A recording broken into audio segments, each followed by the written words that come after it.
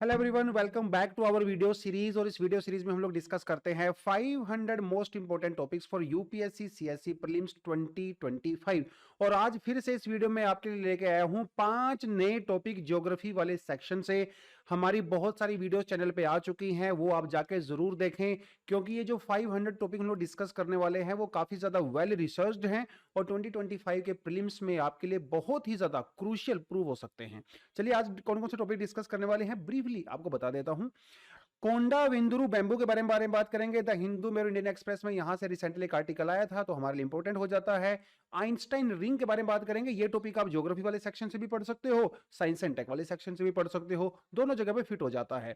Ghaggar river के बारे में बात करेंगे, जो इंडियन ड्रेनेज सिस्टम है बहुत इंपॉर्टेंट है। तो यहाँ पे घग्गर जो हाकरा रिवर है उसके बारे में बात करेंगे, क्योंकि यहाँ से भी कुछ नया हमारे पास है।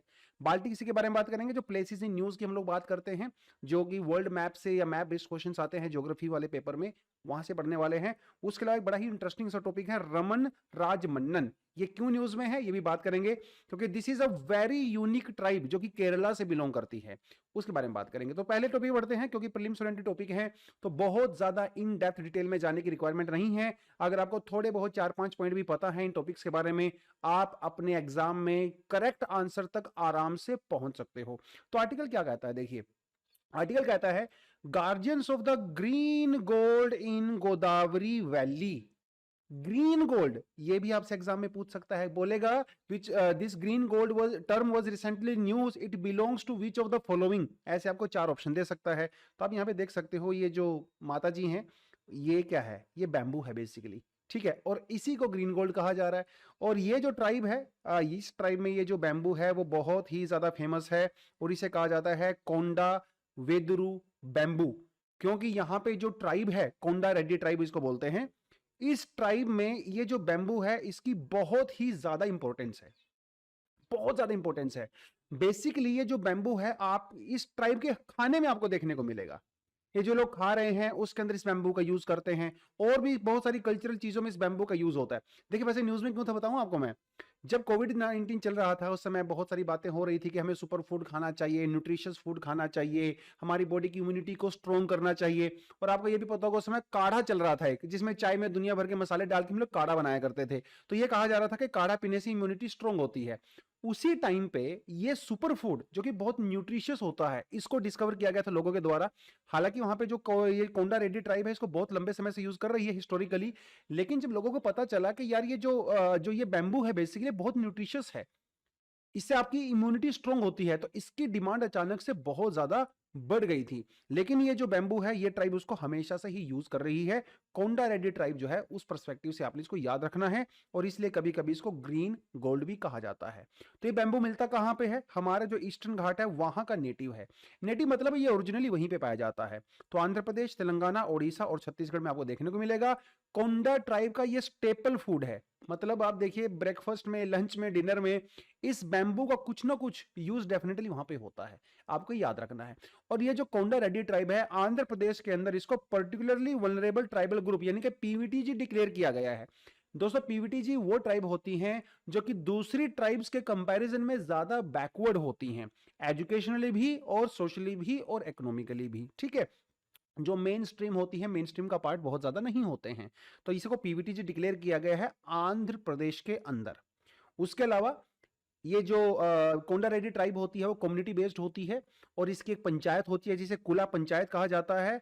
और इसके जो हेडमैन होते हैं यानी कि जो सरपंच होते हैं, जो प्रधान होते हैं, वो हेरिडिटरी होते हैं, मतलब वो फैमिली वाइज जो है वो ट्रांसफर होता है फ्रॉम फादर टू सन। तो ये प्रैक्टिस यहाँ पे की जाती है। इतनी इंफॉर्मेशन इसके लिए आपके सफिशिएंट है। चलिए अगले टॉपिक बढ़ते हैं। आइंस्टाइन रिंग, तो थोड़ा सा फिजिक्स यहाँ पे इन्वॉल्व होती है।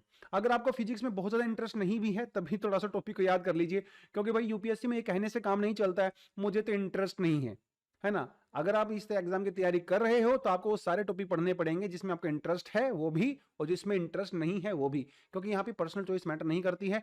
एग्जाम में यहाँ से क्वेश्चंस पूछे जाते हैं, पहले भी पूछे गए हैं, आगे भी पूछे जाएंगे। तो ये वाला पोर्शन जो है थोड़ा सा इंपॉर्टेंट होता है, जो स्पेस रिलेटेड बेसिकली जो पार्ट होता है, यहाँ से जो है एक आधा क्वेश्चन एग्जाम में पूछ लेता है। आर्टिकल क्या कहता है, आर्टिकल कहता है space telescope reveals rare Einstein ring phenomena with startling clarity.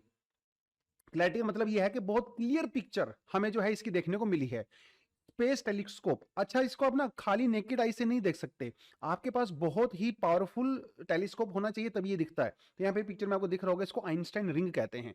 तो जो यूरोपियन स्पेस एजेंसी है उसका जो बहुत पावरफुल जो स्पेस टेलीस्कोप है उसे यूक्लिड कहा जाता है, इसने इसको डिस्कवर किया है। देखिए ये भी एग्जाम में पूछ सकता है। कुछ साल पहले बड़ा ही सिंपल सा क्वेश्चन आ गया था जिसमें उसने अलग अलग कंट्रीज की स्पेस एजेंसी के बारे में पूछा था, तो जिसमें जाक्सा जो है वो जापान की है, जैसे इंडिया की है वो इसरो है, अमेरिका की जो है वो नासा है। तो इस तरह से आपने इसको याद रखना है। तो ये जो यूक्लिड जो स्पेस जो टेलीस्कोप है वो यूरोपियन स्पेस एजेंसी का है। इसने ये इस रिंग को डिस्कवर किया है जिसे हम लोग आइंस्टाइन रिंग कहते हैं, और ये हमारी गैलेक्सी से 590 मिलियन लाइट ईयर है, मतलब बहुत दूर है। और इसीलिए जो इतनी इंपॉर्टेंट है भैया, इतने दूर सोचने की बात है, ये पावर सीरीज टेलीस्कोप कितना पावरफुल होगा। 590 मिलियन लाइट ईयर्स वहां का फिनोमेना इसने रिकॉर्ड कर लिया, वो भी बिल्कुल क्लियर इमेज के साथ। अब सवाल ये उठता है कि ये एक्चुअली आइंस्टाइन रिंग होता क्या है, ये आपसे जो है वो सवाल पूछ सकता है। देखिए जब भी आइंस्टाइन आइंस्टाइन रिंग ये वर्ड आपको देखने को मिलेगा, इसके साथ साथ एक और वर्ड देखने को मिलता है जिसे बोलते हैं ग्रेविटेशनल लेंसिंग। और जो भी ऑब्जेक्ट ये करता है उसे ग्रेविटेशनल लेंस बोलते हैं। आपको मैं बिल्कुल बेसिक सी टर्म में बताता हूं क्या होता है। जनरली ये माना जाता है कि जो लाइट होती है वो स्ट्रेट लाइन में चलती है, स्ट्रेट लाइन में चलती है। लेकिन आइंस्टाइन ने यह कहा कि यह बात बिल्कुल गलत है। जो लाइट होती है वो एक्चुअली बेंड कर सकती है। जैसे हमारा स्पेस बेंड होता है वैसे ही लाइट भी बेंड हो सकती है। यानी आप ये मान के चलिए कि यहां पे कोई बहुत बड़ा ब्लैक होल है या कोई बहुत बड़ी सेलेस्टियल बॉडी है, और ये जो एक सेलेस्टियल बॉडी है बहुत बड़ी, ये हमारे जो स्पेस टाइम का जो फैब्रिक होता है उसके अंदर थोड़ा सा रिपल्स क्रिएट कर देती है, यानी कि उसके अंदर डिस्टर्बेंस क्रिएट कर देती है। तो आप थोड़ा सा ऐसे मान के चलिए जैसे कोई कपड़ा है ना, एक क्लॉथ है, उसके ऊपर आपने कुछ पत्थर डाल दिया तो उसके अंदर थोड़ा सा डिस्टर्बेंस क्रिएट हो जाती है। तो ये कुछ कुछ वैसा होता है। तो इसके पीछे से जो लाइट आ रही है बेसिकली वो होती है इसके चारों तरफ में से बैंड हो जाती है, और बैंड होने के बाद वो ऐसे ट्रेवल करती है। तो पहले हम लोग ये मानते थे कि लाइट स्ट्रेट लाइन में जाती है, लेकिन आइंस्टाइन ने क्या कहा, उन्होंने कहा नहीं भाई, अगर कोई बहुत बड़ी सेलेस्टियल बॉडी अगर आ जाती है तो लाइट एक्चुअली वो बेंड कर सकती है, क्योंकि उसका जो ग्रेविटेशनल जो स्पेस है और जो स्पेस टाइम फैब्रिक है वो बेंड हो जाता है। इसको कहते हैं ग्रेविटेशनल लेंसिंग। और ये जो लाइट बेंड होती है और इसके चारों तरफ घूमती है इसे कहते हैं आइंस्टाइन रिंग। तो ग्रेविटेशनल लेंसिंग और आइंस्टाइन रिंग ये दो वर्ड आपने याद रखने हैं। आइंस्टाइन ने जब इसको डिस्कवर किया था तो उसने कोई प्रैक्टिकल तो नहीं किया था, आइंस्टाइन ने इसको एक मैथमेटिकल इक्वेशन के थ्रू पता लगाया था। लेकिन बाद में 1987 के अंदर जब एक्सपेरिमेंट्स किए गए तो ये पाया गया कि actually Einstein was actually correct, light bend करती है। और ये अपने आप में बहुत बड़ी डिस्कवरी है कि भैया लाइट बेंड करती है, ऐसा किसने सोचा होगा। सब सोचते थे कि स्ट्रेट लाइन में चलती है। और ये लाइट बेंड करने के बहुत सारे तरीके मतलब रीजन हो सकते हैं, जिनमें से एक रीजन है कि बहुत बड़ी सेलेस्टियल बॉडी जब कोई ऐसी आ जाती है तब। ठीक है, वो कुछ भी हो सकता है, कोई बहुत बड़ी गैलेक्सी हो सकती है, ब्लैक होल हो सकता है, कोई मैसिव स्टार हो सकता है, ऐसा कुछ भी हो सकता है जो उसके पाथ को डिस्टर्ब कर देती है। तो ये जो बेसिकली आइंस्टाइन जो रिंग है वो बड़ी इंपॉर्टेंट है हमारे लिए। जो डार्क मैटर होता है, डार्क एनर्जी होता है, जो दूर की गैलेक्सीज होती हैं, ब्लैक होल्स होते हैं, उनको स्टडी करने में हमारी काफ़ी हेल्प करता है। तो उस पर्सपेक्टिव से आपने इसको याद रखना है। देखिए ये जो टॉपिक है थोड़ा सा हार्ड कोर साइंस का टॉपिक है। मैंने इसको ज्योग्राफी में थोड़ा सा इंक्लूड किया है, क्योंकि थोड़ा बहुत जो एस्ट्रोनॉमी वाला जो सेक्शन है वो ज्योग्राफी में भी हम लोग थोड़ा बहुत यूनिवर्स वगैरह के बारे में पढ़ते हैं। हालांकि इसको आप साइंस एंड टेक से भी कर सकते हो। चलिए let's move to the next topic, Ghaggar river. Article क्या कहता है, हिंदुस्तान टाइम्स में आर्टिकल है, Chandigarh sorry, NGT panel finds Ghaggar river unsafe for bathing, national green tribunal. इसको ये पता चला कि जो घग्गर रिवर है इसका पानी पोल्यूटेड हो चुका है और ये काफी ज्यादा कंटेमिनेटेड हो चुका है, आप इसके अंदर स्नान नहीं कर सकते। मतलब वैसे तो इंडिया में हम लोग कहीं भी स्नान कर सकते हैं, करते भी हैं लोग, लेकिन हमारे लिए हेल्दी नहीं है। बेसिकली आपको स्किन की प्रॉब्लम हो सकती है, अगर आपकी बॉडी में वो चला गया तो आपको और प्रॉब्लम्स हो सकती हैं। उस पर्सपेक्टिव से जो है घग्गर रिवर थोड़ा सा न्यूज में था, आपको पता होना चाहिए। जब हम लोग बात करते हैं सरस्वती रिवर की, तो ऐसा माना जाता है कि जो एंशिएंट सरस्वती रिवर हुआ करती थी, सिंधु सभ्यता जिसकी हम लोग बात करते हैं, वो सरस्वती रिवर बेसिकली यही थी। कुछ हजार साल पहले कुछ कुछ टेक्टोनिक चेंज हुए होंगे, कोई अर्थक्वेक आया होगा तो उसने अपना थोड़ा सा कोर्स चेंज कर दिया, लेकिन आज की जो घग्गर रिवर है वही पुराने जमाने में सरस्वती रिवर हुआ करती थी। तो उस वजह से भी जो है काफी न्यूज में रहता है, मतलब ये it's a kind of thing. अब घग्गर रिवर के बारे में हल्का फुल्का जान लीजिए। ये एक इंटरमिटेंट रिवर है। इंटरमिटेंट रिवर का मतलब ये है कि इसमें साल भर पानी नहीं रहता है। मॉनसून के टाइम पे इसमें पानी रहता है, अदरवाइज ये ड्राई होती है। तो ये इंडिया और पाकिस्तान बेसिकली दोनों में ही फ्लो करती है, दोनों में ही फ्लो करती है, सिर्फ मॉनसून के सीजन में, अदरवाइज ये ड्राई रहती है।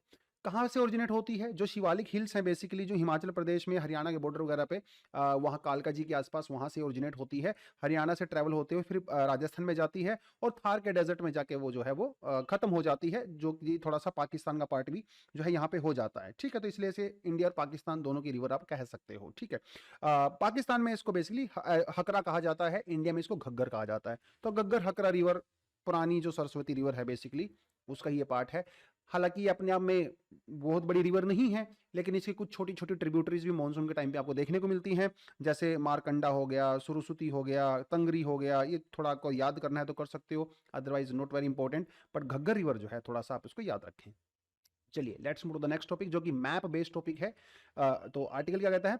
Sweden opens sabotage probe into Baltic undersea cable damage. जब यूक्रेन वाला इशू हो रहा था तो ये पता चला कि भाई जो हमारा बाल्टिक सी है, इसके अंदर जो नेटवर्क केबल होती हैं बेसिकली जिसे इंटरनेट चलता है, जो फाइबर केबल्स होती हैं, वो डैमेज हो गई थी। तो ऐसा कहा गया कि वो जो डैमेज है वो जानबूझ के नहीं, और किसी ने जानबूझ के किया है बेसिकली, वो नेचुरली नहीं हुआ है। तो वहां पे एक शिप पकड़ा गया था और ऐसा कहा गया कि इसी ने जो है उसको जो है वो बेसिकली डैमेज किया है। उस परस्पेक्टिव से थोड़ा सा न्यूज में था, लेकिन बाल्टिक सी ज्योग्राफी के परस्पेक्टिव से आपको पता होना चाहिए। ठीक है, देखिए, तो बाल्टिक सी जो है वो अटलांटिक ओशन का पार्ट है, जो कि नदन यूरोप के अंदर पड़ता है। It is the youngest sea on the earth, क्योंकि ये रिसेंटली बना है। और रिसेंटली का मतलब कल परसों नहीं होता है। जब हम लोग ज्योग्राफिकल टाइम स्केल की बात करते हैं, 10,000 15,000 year is actually very recently. क्योंकि जब देखिए पहले यहाँ पे आइस एज हुआ करता था, तो आइस एज के टाइम पे तो ये पूरी तरह से फ्रोजन रहा होगा। जब आइस एज खत्म हुआ तो ये जो पुराना जो आइस था वो मेल्ट हो गया, और आज अपने को जो है वहां पे बाल्टिक सी देखने को मिलता है। कौन कौन सी कंट्री जो है इसको सराउंड करती हैं आप क्लियरली यहाँ पे देख सकते हो। तो मैं थोड़ा सा इसको अगर जूम करूँ, थोड़ा सा यहाँ पे कर देता हूँ इसको। तो बाल्टिक सी को देखिए, यहाँ पे अपना फिनलैंड है, यहाँ पे स्वीडन है, और नीचे देखेंगे तो यहाँ पे पोलैंड है, लुथियाना है, लातविया है, एस्टोनिया है, यहाँ पे आपका जर्मनी है, और यहाँ जो ये रशिया वाला पार्ट भी है यहाँ पे। ठीक है, तो थोड़ा सा अगर आप देखेंगे तो ये जो कंट्री है, Sweden, Poland, Lithuania, Latvia, Finland, Estonia, Germany, Denmark and Russia, ये कंट्री जो है इसको यहाँ पे सराउंड कर रही हैं। ये आपसे पूछेगा एग्जाम में, बार बार यहाँ से इस तरह के क्वेश्चन पूछे जाते हैं, कोई ओशियन, कोई सी जो उसको बॉर्डर शेयर करता है। उसके अलावा it is connected to the Atlantic sea via the Danish strait. देखिए डेनमार्क स्टेट अलग है, डेनिश स्टेट अलग है। थोड़ा जूम करके दिखाता हूं, ये यहाँ पे पड़ती है आपको डेनिश स्ट्रेट इसको बोलते हैं। तो ये हमारा जो बाल्टिक सी है, ये डेनिश सी के थ्रू जो है वो बाद में हमारे अटलांटिक ओशन से जो है कनेक्ट होता है। उसके अलावा कुछ छोटी छोटी गल्फ है यहाँ पे जो आपको याद रखनी है। यहाँ पे पड़ता है आपका gulf of Finland, gulf of Riga, gulf of जो है गोनेस्क यहाँ पे पड़ती है, और ये है आपकी कैटागेंट बे। तो ये कुछ कुछ चीज़ आपको याद रखनी है। थोड़ा सा डायरेक्शन के हिसाब से याद रखोगे नॉर्थ टू साउथ, तो एग्जाम में ठीक होने के चांसेस ज़्यादा हैं। और ऊपर पड़ती है आपकी ये गल्फ ऑफ बोथनिया, जो कि काफ़ी ज़्यादा इंपॉर्टेंट है, न्यूज़ में लगातार ये रहती है। तो डेनिश स्ट्रेट वगैरह आपको थोड़ा सा याद रखना है, gulf of Bothnia, gulf of Riga, gulf of Finland, जो कि थोड़ा सा आपने यहाँ पे देख लिया है। ये थोड़ा सा आपने ज्योग्राफी के परस्पेक्टिव से इसको याद रखना है। ठीक है, इतना आपके लिए सफिशिएंट है एग्जाम में। अगर इतना कर लिया ना तो 2 नंबर समझ लो पक्के हैं आपके, अगर एग्जाम में यहाँ से क्वेश्चन आता है तो। चलिए आगे बढ़ते हैं। रमन राज मन्नन, तो यहाँ पे जूम करता हूं, ये देखिए जो पर्सन है ये कोई आम पर्सन नहीं है भाई, he is a king, he is a king. और ये प्रॉपर किंग है, मतलब एक ट्राइब है जो कि सदर्न पार्ट ऑफ इंडिया में पाई जाती है, ये उस ट्राइब के किंग हैं। न्यूज में क्यों था? पहली बार रिपब्लिक डे परेड पे जो रमन राज मन्नन जी हैं, इन्होंने पार्टिसिपेट किया था, इन्होंने अटेंड किया था, इसीलिए जो है इनका नाम यहाँ पे फेमस हो गया है। तो रमन राज मन्नन जी जो है, इसके बारे में आपको थोड़ा बता दे तो ये बेसिकली एक ट्राइब है। ठीक है, मन्नन ट्राइब इसको बोलते हैं, केरला में पड़ती है, और ये एक शेड्यूल्ड ट्राइब है। It is the only Adivasi tribal dynasty with the kingship currently existing in south India. ठीक है, तो साउथ इंडिया में एकमात्र ऐसी ट्राइब है जिसके पास आज भी किंग जो है वो होते हैं। और ये जो ट्राइब है, हालांकि ये केरला में पाई जाती है, लेकिन इनका जो कल्चर है और जो लैंग्वेज है वो ज़्यादा तमिल कल्चर से ज़्यादा बिलोंग करते हैं। इवन जो लैंग्वेज जो यूज़ करते हैं वो भी एक तमिल लैंग्वेज का ही डायलैक्ट है, मतलब मलयालम नहीं है, तमिल है, याद रखना आपने।